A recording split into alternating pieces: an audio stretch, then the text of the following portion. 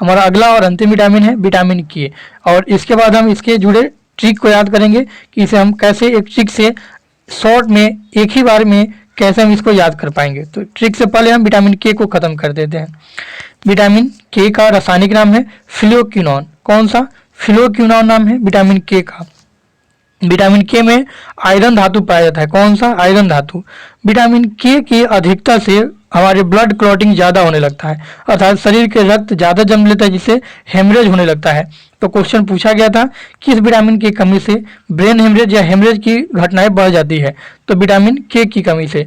Vitamin के की कमी से हमारे शरीर में हेमरेज की घटनाएं बढ़ जाती है। विटामिन के का रासायनिक नाम तो फिलोक्विनोन हो गया। विटामिन के में पाया जाने वाला धातु आयरन या फेरस है। कमी से होने वाले रोग, विटामिन के की कमी से होने वाले रोगों में है सबसे महत्वपूर्ण है रक्त का थक्का नहीं जमना।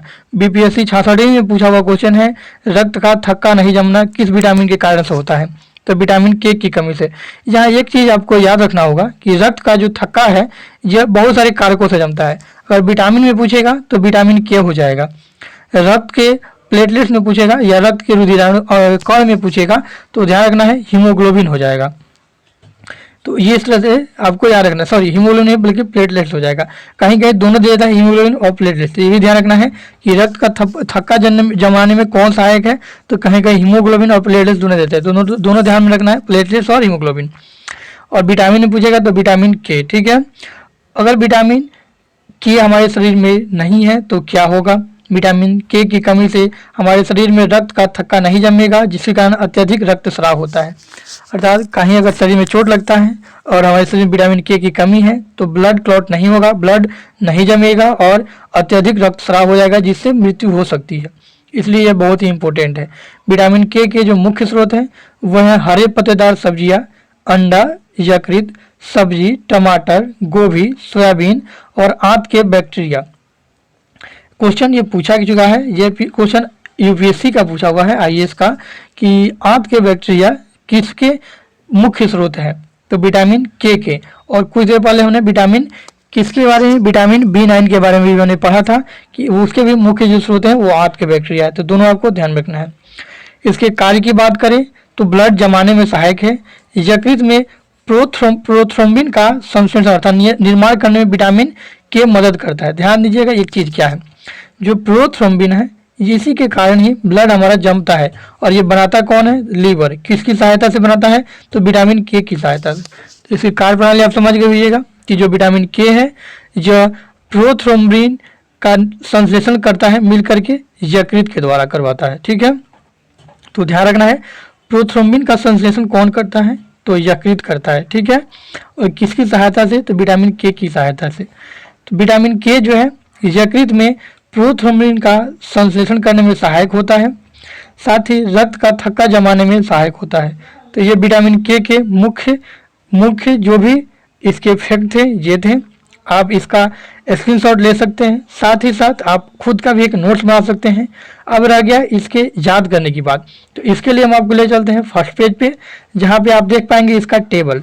हमने सभी विटामिनों के टेबल एक जगह रख दिए हैं। इस टेबल को आप स्क्रीनशॉट ले सकते हैं और स्क्रीनशॉट लेकर के आप इसे नोट कर सकते हैं, लिख सकते हैं। इसको मैं 2 भाग में कर देता हूँ।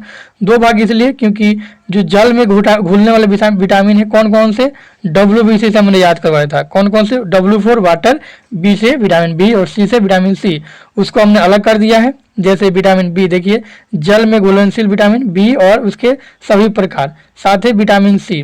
तो इसका आप स्क्रीनशॉट ले लीजिए आप, विटामिन B और विटामिन C का। अब इसे याद कैसे करिएगा तो वो भी मैं आपको यहाँ डिटेल में बता दे रहा हूँ कि याद कैसे करना है। सबसे पहले तो आप स्क्रीनशॉट ले लीजिए, ये हो गया आपको स्क्रीनशॉट। ठीक है, चलिए इसके बाद है विटामिन ये वाला, ये कौन सा है? तो वसा में घुलनशील विटामिन। वसा में कौन कौन सा था? तो ADEK। ठीक है, चलिए याद कैसे करना है तो सबसे पहले विटामिनों के नाम याद कर लीजिए। जैसे ए का रासायनिक नाम रेटिनॉल, मैं इसे और थोड़ा सा शॉर्ट करता हूं ताकि स्क्रीन पे सभी विटामिन एक साथ आ जाए। आपको क्या करना है, एक सभी विटामिनों का टेबल बना लेना है जिसमें सभी विटामिन अच्छे से शामिल हो। थोड़ा सा आप वीडियो क्वालिटी बढ़ा सकते हैं, आपको अच्छा दिखेगा, हॉरिजॉन्टल भी कर सकते हैं चाहे तो। अब इसमें आपको करना क्या है, विटामिन ए जो है इसका रासायनिक नाम, मतलब सारी विटामिनों का सबसे पहले आपको रासायनिक नाम याद कर लेना है। ए का रासायनिक नाम क्या है, तो विटामिन ए का रासायनिक नाम है रेटिनॉल। वैसे ही बी का आपको ध्यान रखना है, B1 B2 छोड़ देना, बी का बस याद रखना है थायमिन।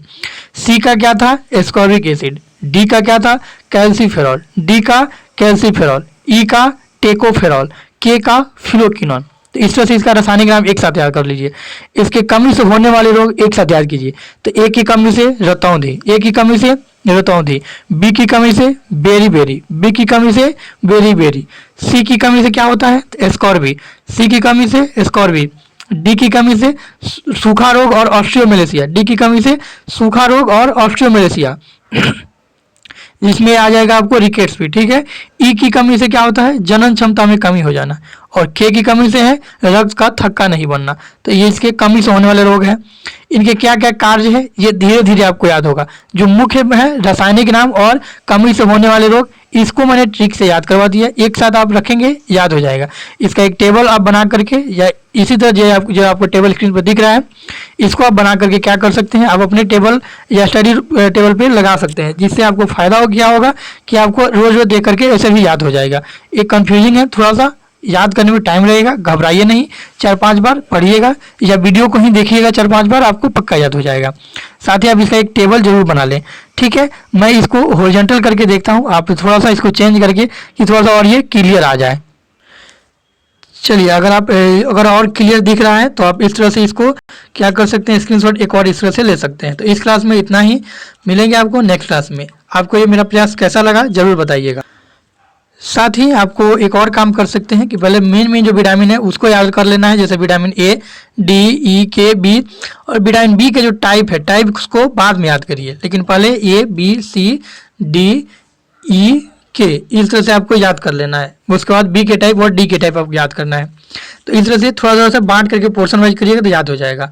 ये विटामिन से इसमें कौन कौन से बुक से हमने इसे संकलित किया है तो ध्यान रखना है।